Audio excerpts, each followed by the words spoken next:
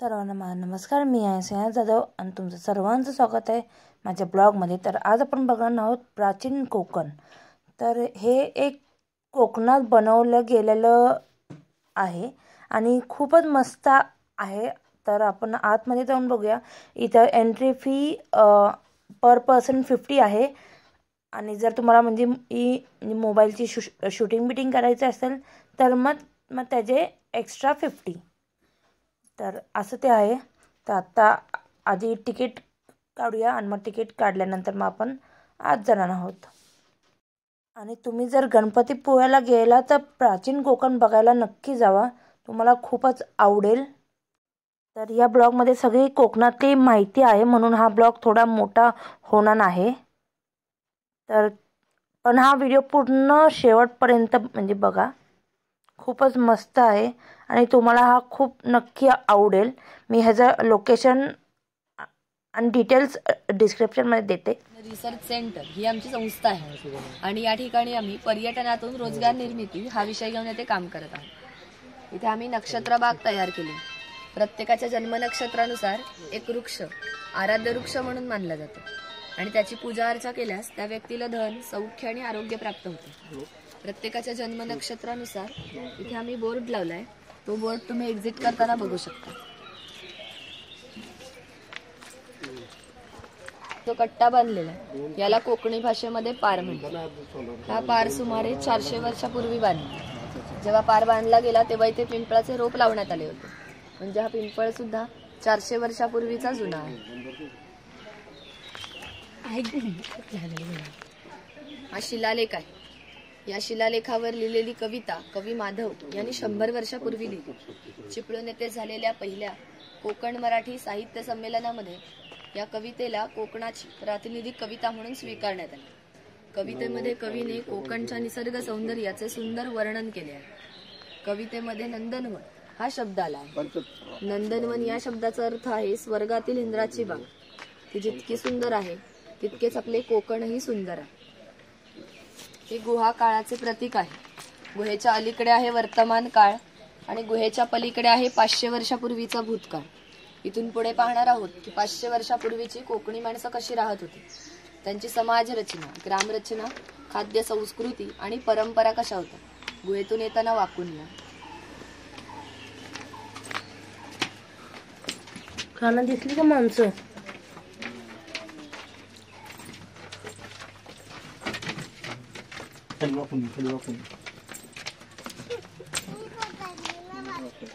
का नाही वाकलं?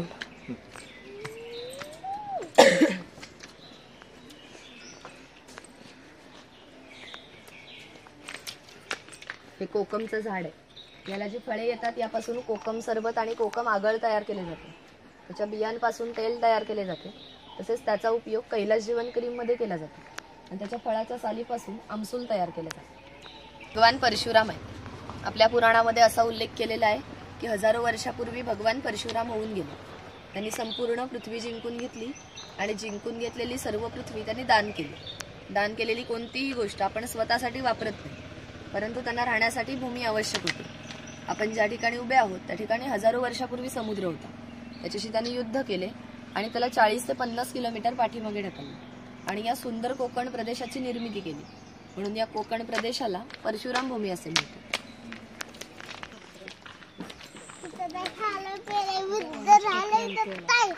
तू ह्याच्या बाजूला उभं राहतो का? मी तुझा फोटो काढते. का रे बाबा? जायफळ. हा.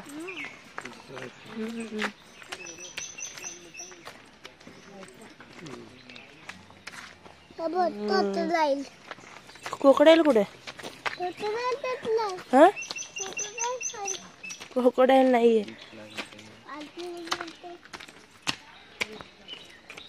हळूच खाली बघ.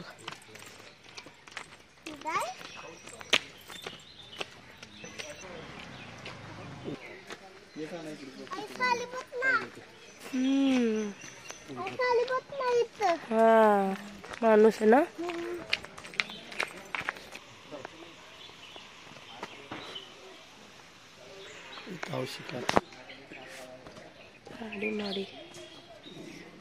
इथे माडीवाला दाखवलाय. ताडी माडीची काढली जाते तो काढणारा. इथे नारळाच्या झाडापासून माडी काढली जाते. हे ग्रामदेवतेचं मंदिर आहे. पूर्वी धार्मिक संस्था गाव नियंत्रित करीत असत. गावातील सर्व गावकरी येथे एकत्र येत असत. जर गावात 2 व्यक्तींची भांडणे झाली तर संपूर्ण गाव येथे एकत्र येऊन गाव प्रमुख त्यांच्यासमोर न्यायदान करीत असत. आणखी एक महत्वाचे वैशिष्ट्य म्हणजे जगभर अशी प्रथा आहे की प्रत्येक जाती धर्माचे लोक आपापल्या देवाकडे जातात आणि देवाचे दर्शन घेतात. आम्ही कोकणी माणसं सुद्धा वर्षभर देवळात जाऊन देवाचे दर्शन घेतो. पण जेव्हा आमच्याकडे शिमग्याचा सण येतो तेव्हा हा देव या पालखीमध्ये बसवून प्रत्येकाच्या घरोघरी नेला जातो.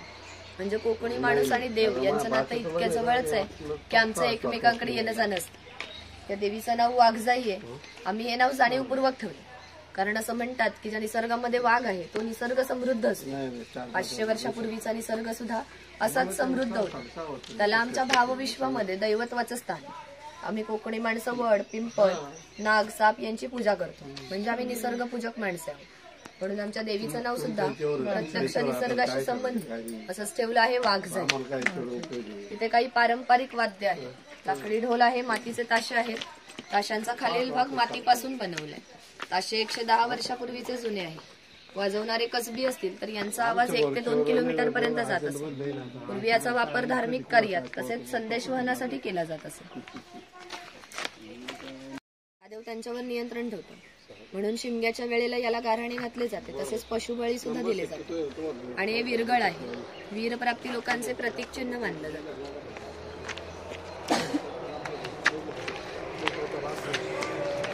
लक्ष्मी दाखवले. पोतराज लोक असतात ना स्वतःला चापकाने मारून घेतात. ते लोक खेळ करण्यासाठी गावामध्ये येत असत. ते इथे दाखवले. इतके जवळ राहतात समुद्राच्या भरतीचे पाणी यांच्या घराला लागून जाते. एवढी छोटी होडी घेऊन हे लोक 8 ते 10 तास खोलवर समुद्रामध्ये मासेमारी करतात. कधी कधी समुद्राच्या उसळणाऱ्या लाटा त्यांच्या होडीपेक्षा मोठ्या असतात. तरीही हे लोक कुशलतेने होडी वल्लवतात आणि पहाटेच्या वेळी परत येतात. पूर्वी कोकणामध्ये 12 बलुतेदार पद्धती अस्तित्वात होती. म्हणजे नाभिक, सुतार, कासार हे लोकांच्या घरोघरी जाऊन सेवा पुरवत असत. त्या बदल्यात त्यांना पैसे नव्हे तर केवळ धान्य मिळत असत.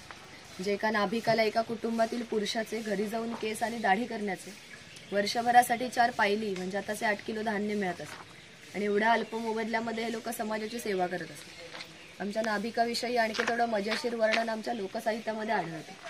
असं म्हणतात की गावातील प्रत्येक गोष्ट नाभिकाला माहीत असते आणि नाभिकाला माहीत असलेली गोष्ट गावभर होती. आता तुम्ही आला ती गोष्ट ज्या अर्थी आमच्या नाभिकाला समजली त्या अर्थी आमच्या संपूर्ण गावाला समजली. आमचं सगळं गाव तुमच्या स्वागतासाठी उत्सुक आहे. जथेप्रमाणे आपण आधी एक होत आहे.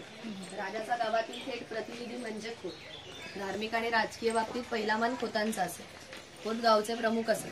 गावात न्यायदान करणे, महसूल गोळा करणे, कायदा आणि सुव्यवस्था सांभाळणे ही कामे खोतांची असेल. ही खोतांची बायको आहे. कोकणी स्त्रिया सुंदरही होत्या आणि शूरही होत्या परंतु त्यांना स्वातंत्र्य नव्हते. माझघराचा उंबरठा त्यांच्यासाठी मर्यादा होती. इथे खोतांची 2 मुले आहेत. ती आपल्या परंपरागत खेळ सोंगट्या खेळत आहेत. हा खेळ महाभारतामध्ये धर्मराज आणि दुर्योधन यांच्यामध्ये द्यूत नावाने खेळला गेला. घराची रचना पहा. खोत ज्या उंचवट्यावरती बसले आहेत त्याला ओटी म्हणतात. गावातील मान्यवर लोक ओटीवर बसत. जी समोर आहे ती पडवी. सर्वसामान्यांनी पडवीला बसायचे. खोतांच्या उजव्या बाजूला असायचे देवघर, डाव्या बाजूला स्वयंपाकघर. खोतांच्या मागच्या बाजूला माझघर म्हणजे पूर्वीची बेडरूम. घराचे छप्पर पहा. वरती छोटे छप्पर आहे, मध्ये गॅप आहे, त्याखाली मोठे छप्पर आहे. कोकणामध्ये उष्णता फार असते त्यामुळे घरातील उष्ण हवा गॅप मधून बाहेर जाते. बाहेरील थंड हवा तिची जागा घेते त्यामुळे घरातील वातावरण थंड राहते. घरासमोर अंगण आहे. अंगणामध्ये तुळस आहे. अंगण हे कोकणी घराचं वैशिष्ट्य. तुम्हाला एकही कोकणी घराचं दिसणार नाही त्या घरापुढे अंगण नाही किंवा तुळस नाही.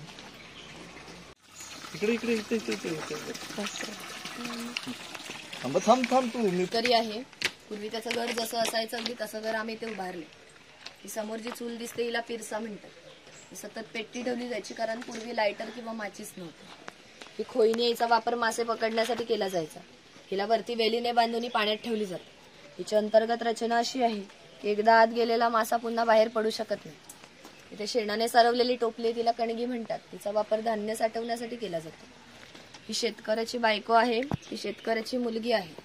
इथे पाळणा आहे. तो पाळणा शेतकऱ्याच्या घरात कायमस्वरूपी टांगून ठेवला कारण आमच्या शेतकऱ्याच्या घरी दरवर्षी पाळणा हलत असे.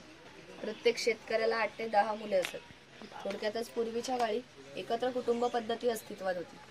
हे उचल आहे याचा वापर कपडे सुकत घालण्यासाठी केला जात असे आणि इथे कोकणातील गौरी गणपतीचा सण दाखवला।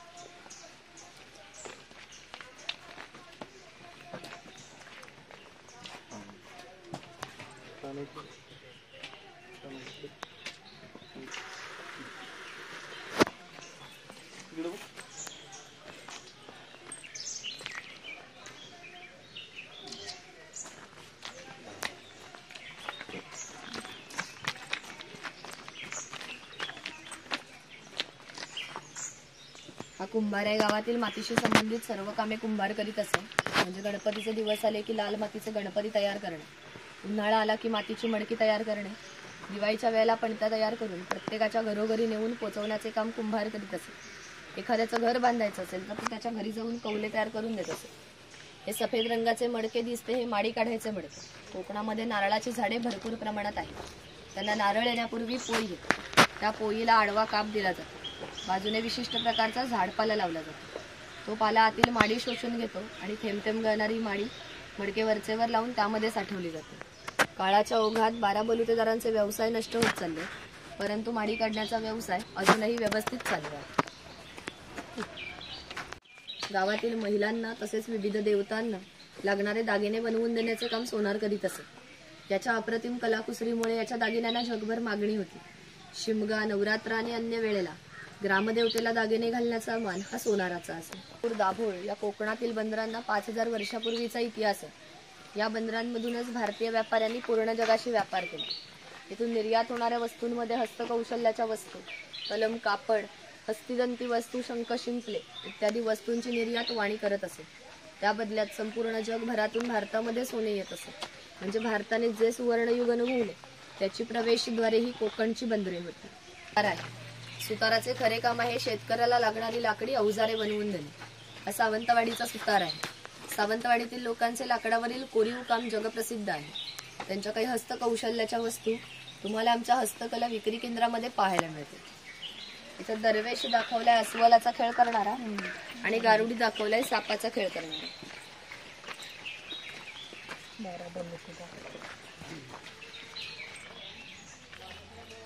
हा लोहार आहे। शेतकऱ्याला लागणारी लोखंडी अवजारे बनवून देण्याचे काम लोहार करीत असे। उदाहरणार्थ कोयती, कुऱ्हाड, नांगराचे फाळ। 500 वर्षापूर्वीची कोकणाची राजकीय परिस्थिती अस्थिर होती। इथले बरेचसे लोक सैन्यामध्ये होते। त्यांना लागणाऱ्या लोखंडी ढाली आणि तलवारी बनवून देण्याचे काम लोहार करीत असे। याचे वैशिष्ट्य म्हणजे अजूनही कोकणात खोत आणि मराठा यांच्याकडे काहीशे वर्षापूर्वीच्या तलवारी आहेत। दर दसऱ्याला त्यांची पूजा केली जाते।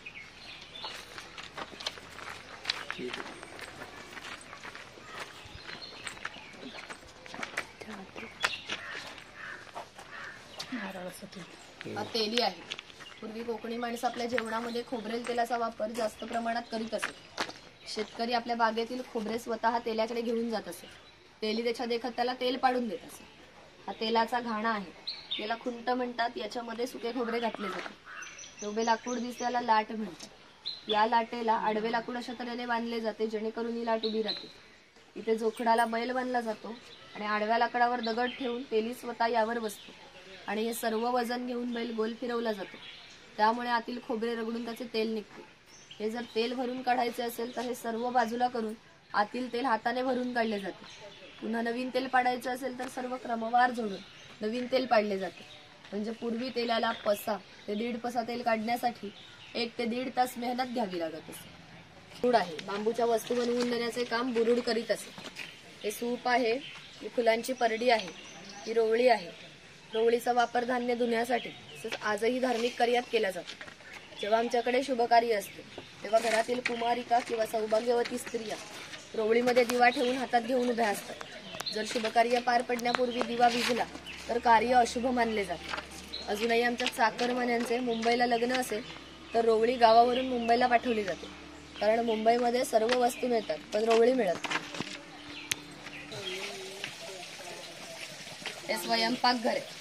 पूर्वी घरामध्ये दगडमातीच्या वस्तू असतात। ते जातणीसारखे दिसते, याला घिराट म्हणतात। जातणीमध्ये धान्य दळून निघते तर घिरटामध्ये भात घातले जाते, तेव्हा अख्खा तांदूळ बाहेर निघतो आणि कोंडा बाजूला होतो।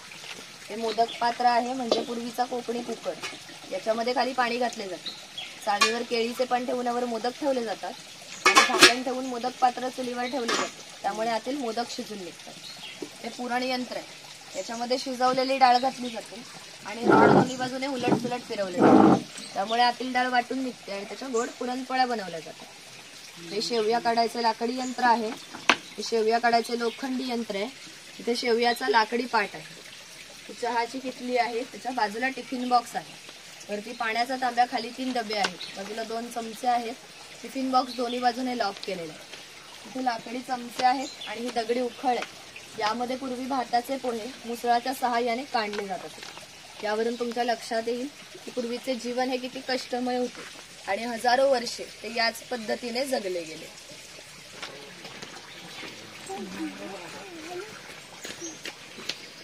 सांगितल्याप्रमाणे 12 बलुतेदार लोकांच्या घरोघरी जाऊन सेवा पुरवत असत. त्याप्रमाणे कासार मुलीच्या घरी आल्या. पूर्वी कोकणातील मुलींची लग्ने वयाच्या 8व्या ते 10व्या वर्षी होत असत. तोपर्यंत कासार मुलीला बांगड्या भरण्याचा कोणताही मोबदला घेत नसे. ज्यावेळी मुलीचे लग्न होई त्यावेळी मुलीचे वडील कासाराला एक छोटासा सोन्याचा दागिना देत असत. या व्यतिरिक्त कोणताही मोबदला कासाराला मिळत नसे. म्हणजे हा कासार 8 ते 10 वर्ष मुलीला क्रेडिट देत असे. म्हणजे पूर्वीची समाज रचना ही एकमेकांच्या विश्वासावरती आधारलेली होती. थोडक्यातच 12 बलुतेदार हे आपले काम कोणत्याही नफ्या तोट्याचा विचार न करता केवळ कर्तव्य म्हणून करत असत.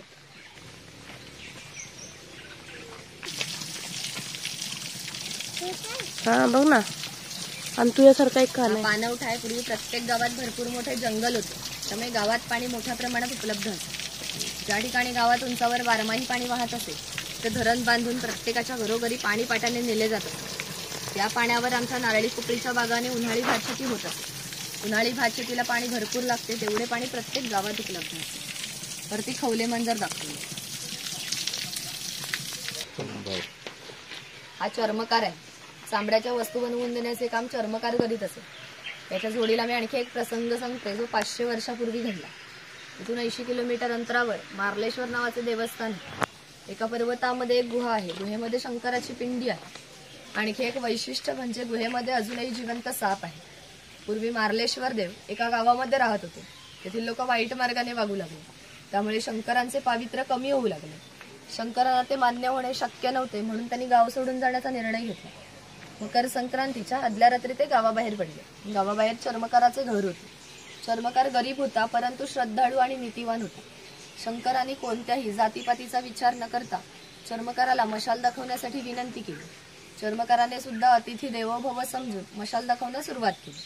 आणि ज्या ठिकाणी मार्लेश्वर आहे त्या ठिकाणी जाऊन शंकराने आपले खरे रूप प्रगट केले आणि चर्मकाराला दर्शन दिले आणि त्याला सांगितले की यापुढे मी याच ठिकाणी राहणार. या गोष्टीला जवळजवळ 500 वर्ष होऊन गेली. परंतु दरवर्षी मकर संक्रांतीच्या आदल्या रात्री शंकरांची त्यांच्या मूळ गावातून पालखी निघते आणि तिला मशाल दाखवण्याचे काम चर्मकाराचा आजचा वंशच करतो. म्हणजे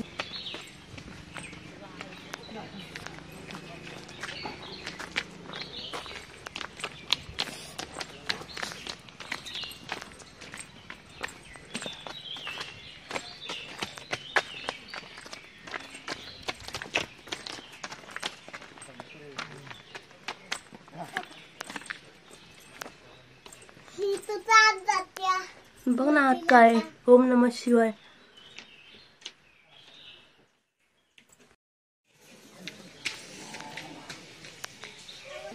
तिथून त्यांचा पहिला बस स्टॉप देखील 10 ते 12 किलोमीटर अंतरावर असतो. हे लोक ज्यावेळी गावात येत त्यावेळी यांच्या पायात चांबड्याच्या वाहनं, हातात घुंगराची काठी आणि खांद्यावर फाटकी घुंगडी या वेशभूषेमध्ये येत असत. असे असले तरी प्रत्येक धनगर 100 ते 125 गायी आणि 5 ते 25 म्हशींचा मालक असे. प्रत्येक गायी म्हशीची किंमत 8 ते 10 हजारापर्यंत असे. या सर्वांची विक्री करायचे म्हटले तर याची किंमत ही काही लाखांमध्ये जात असे. एवढं धनसंपत्तीचा मालक हा धनगर होता. परंतु कोकणी लोकांची राहणीमान साधी असल्याने यांची राहणी सुद्धा साधी होती. इथे बकरीची गोठी आहे. जंगली श्वापदांपासून संरक्षण होण्यासाठी ती उंचावरती बांधली. तिच्या आतमध्ये 2 बांबूंच्या मध्ये फट आहे कारण त्यांनी केलेला मैला त्यातून बाहेर पडत असे.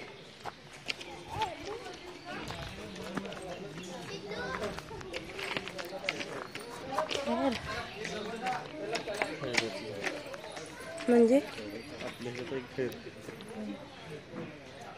हे खैराचं झाड आहे.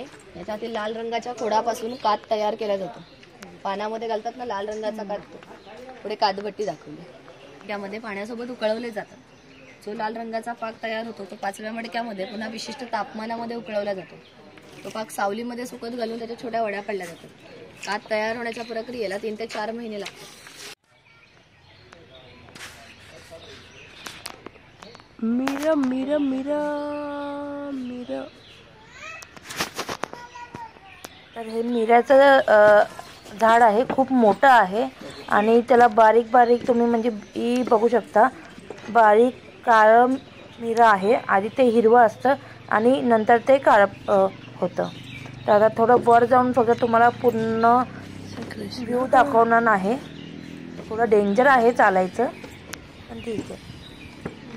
तर हा ब्लॉग तुम्हाला आवडला असेल तर नक्की सगळ्यांबरोबर शेअर करा, म्हणजे ती लोक पण प्राचीन कोकण बघायला नक्की जातील.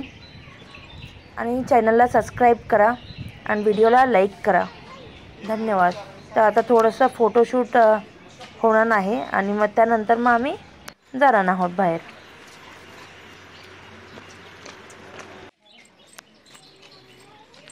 शंक तू माझ्याकडे बघ, नॉर्मल असं.